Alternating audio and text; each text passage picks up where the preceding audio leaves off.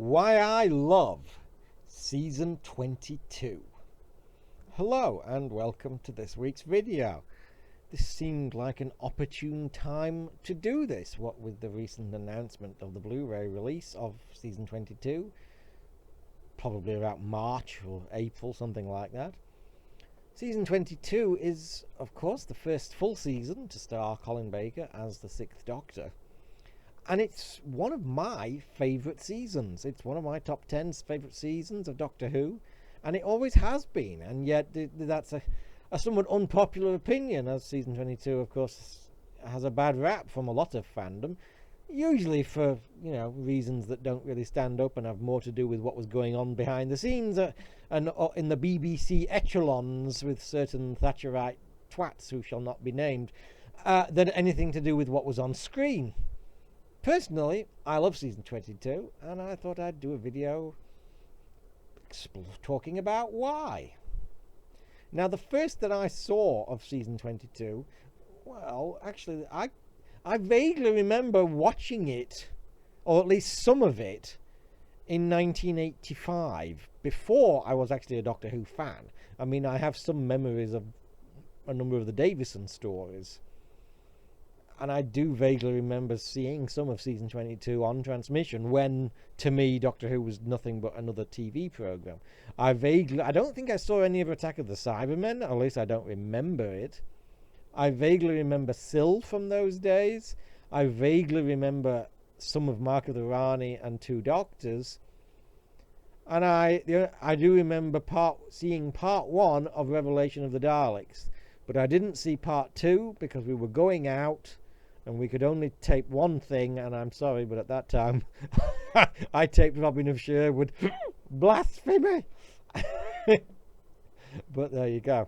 But just a few short years later, although it seems a lot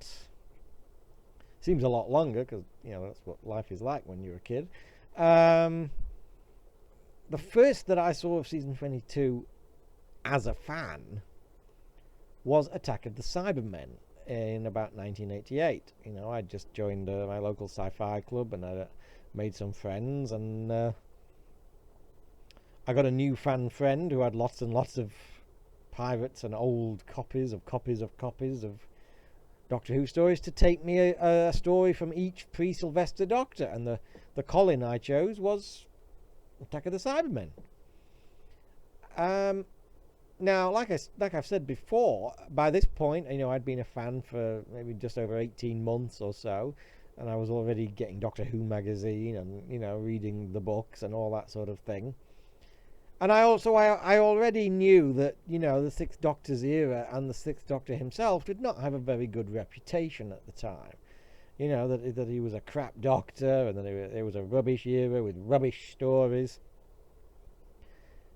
So I wasn't particularly looking forward to the Sixth Doctor story.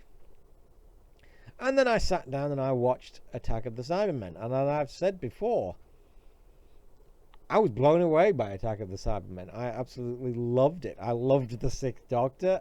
I loved what a cocky, arrogant, in-your-face, get his hands dirty ass of a doctor he was. And I loved the story. I loved the characters, I loved the dialogue, the atmosphere, the direction, the Cybermen at their thoroughly nastiest. I thought that was an absolute classic story.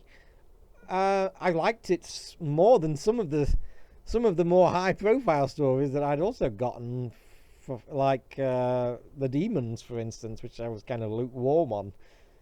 Whereas Attack of the Cybermen, this supposedly crap story with a crap doctor, that was one of my favourites of the ones that he gave me. And it's still one of my favourites. I mean, I've seen that story dozens of times over the last 30 years or so. Most recently, about 2018 at a guess. I will be very interested to see it again on Blu-ray, looking as good as it's ever looked, probably. Now, funnily enough, I think Season 22 was one of the few seasons that I actually got to see in full relatively quickly, because most of them, because I was either getting them at the time, I was either getting them on the official BBC videos, or I was getting that same friend to tape me the odd one here and there. I really did take terrible advantage of him.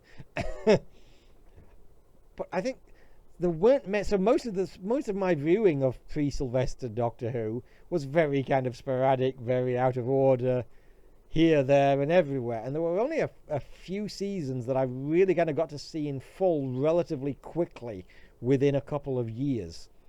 One of them was season 23 for obvious reasons, because it's one story.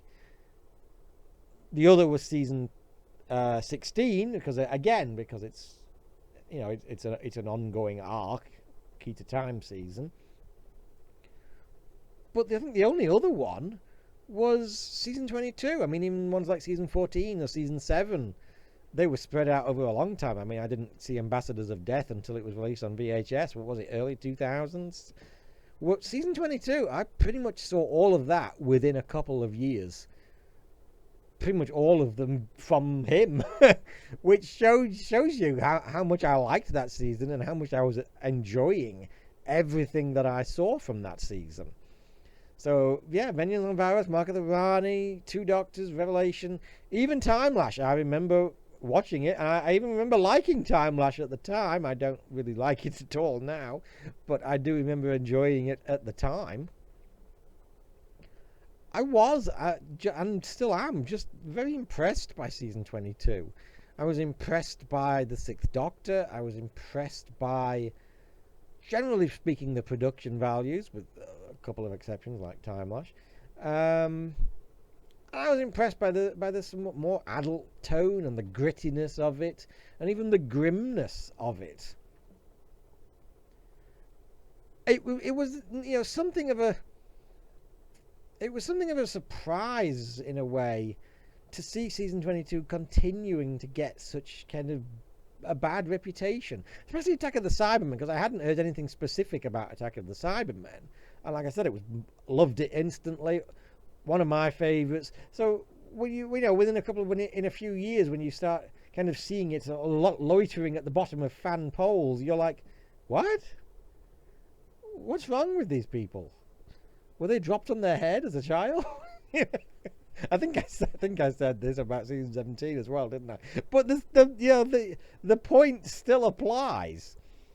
I didn't get it then, and I still don't get it, because again, I think season 22 has got some of the best stories.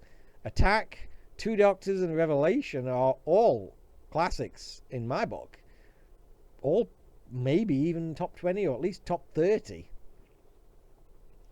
While I don't rank Vengeance on Varos or Mark of the Rani quite as highly as those three, they're still enjoyable, fun Doctor Who stories. Mark of the Rani particularly looks lovely, and I imagine will look even lovelier on Blu-ray. That's got some excellent production values. And yeah, Time Lash is the dog of the season, but then there's very few seasons that don't have that. Season 7... season 17, season 16, season 26. Most seasons have at least one story that's I mean, even season 14, Hand of Fear is not exactly the loveliest thing in the land, in my opinion, but there you go. But yeah, to me, season 22 was just... Again, I hear, I've heard it again recently that season 22 just wasn't as good as season 21. I'll be honest, I'm not that big of a fan of season 21. I find it kind of average. There's a couple of good ones in there, but I find it fairly bland and fairly average season. Season 22 to me has much more colour to it. It's got much more grit, but at the same time it's also got much more kind of colour and fun and humour at the same time as it's darker and grittier and arguably nastier. A lot of that humour comes from Colin, of course, but there just seems to be... There's a greater kind of verbosity in the dialogue, which seems to be very much the influence of Bob Holmes. Of course, Caves was in season 21, but he's back again for season 22. And he seems to have been a big influence on Eric Soward. When you look at the clunky kind of cliched macho dialogue in something like Resurrection of the Daleks, and then you compare it to the wit and the verbosity dialogue of Attack or Revelation, and it's very apparent that Soward was very much influenced by Holmes, and very much for the better, in my opinion. The increase in the quality of the dialogue is really quite astonishing. You have to kind of, it's like, is this actually the same writer? Because he clearly got, some serious pointers from the great Bob Holmes. And I mean, if you're gonna be influenced and take after someone, you may as well take after the best. So yeah, I love season 22. Now, if anybody is listening to this and has not seen season 22 and is wondering whether or not to pick up the Blu-ray and whether it's worth it, and on the fence because of some of the more moronic fan commentators out there, take my word for it. Get season 22. It's awesome. And that's why I love season 22.